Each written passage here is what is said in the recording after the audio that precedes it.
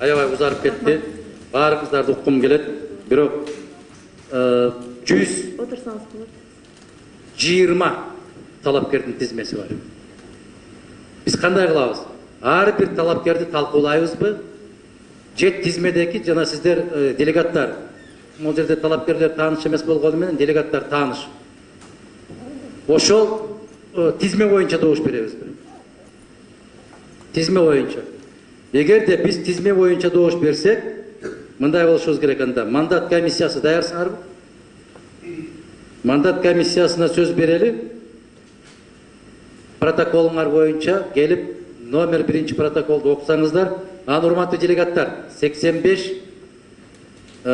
делегат бар бизде. 85 бюллетень болот. Барып унутпастан тездетип таштасаңыздар. Мен мындай кылып коеюнчу башында мына кимде ошо тизме? Мадумаров, Сариев, Суаналиев, Сатарова, Масалиев, Манбеков, Асанов, Нарматова, Ибраев, Сабиров, Жамалдинов, Кожокулова, Акматов, Разыков, Токтосунов, Акматова, Кадырбеков, Бакирулу, Кенжебаев, Омушева деп туруп кете берет бул тизме. Талапкерлерди бирден чыгарып талкууга аласыздарбы? Жок. Анда мандат комиссиясына биринчи сөз берилет.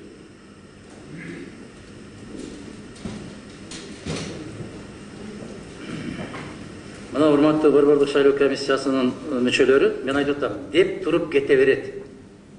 Бул жерде Кадырбековдун аты аталып атат. Бул жерде башка азамат